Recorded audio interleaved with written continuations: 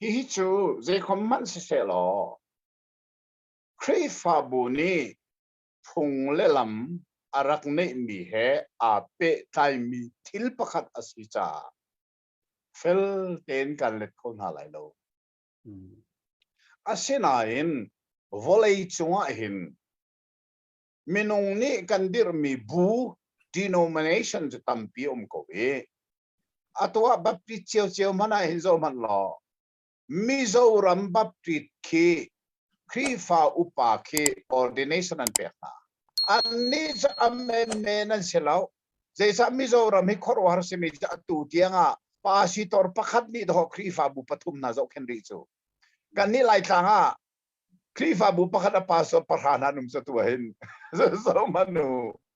kan ni dan calling so khorwar se ani Mizoram se pastor pakhat ni kri fa bu pathum na zo khen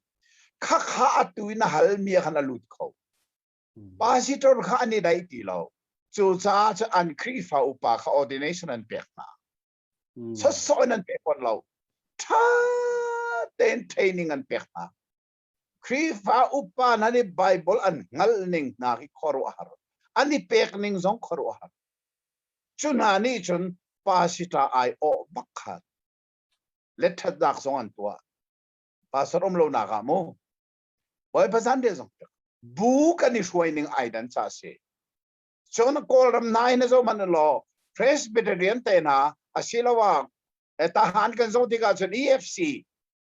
atu EFC alan IBC nak timin ha ke kri fa upa ka ordination an pekha ron manu kani dan ning chumo khanani khan boy pasan dia zon pek ko lai mi thi zong an vui ko lai je son lethan nak zon to pasitaan umlawa ani dai lawasan pasitaan oko pasitaan umbel tes nan tu pe helo mo kaka thei peng ni so sa ato tara khalmi kha kan ni lairam baptist kan ti mi he kan ni training aidan deu sa pasita long he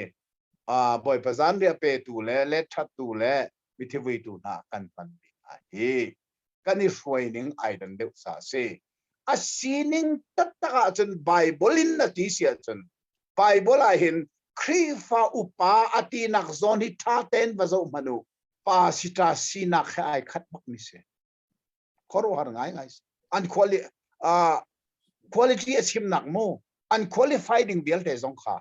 pa sita achim nak bishop achim nak le deacon achim nak tha ten va zo man ti ro te ke a khat chorong a Bible a di khona ti mi krifa upa hi a sining tak taka chun boy pasan ri tiang arak pe khomin se Bible di khon chu kan ni atu kan di khon belte hi khaban tuk tu coding in kan ruat lowi zero ha phung lam dang kan nei cha a si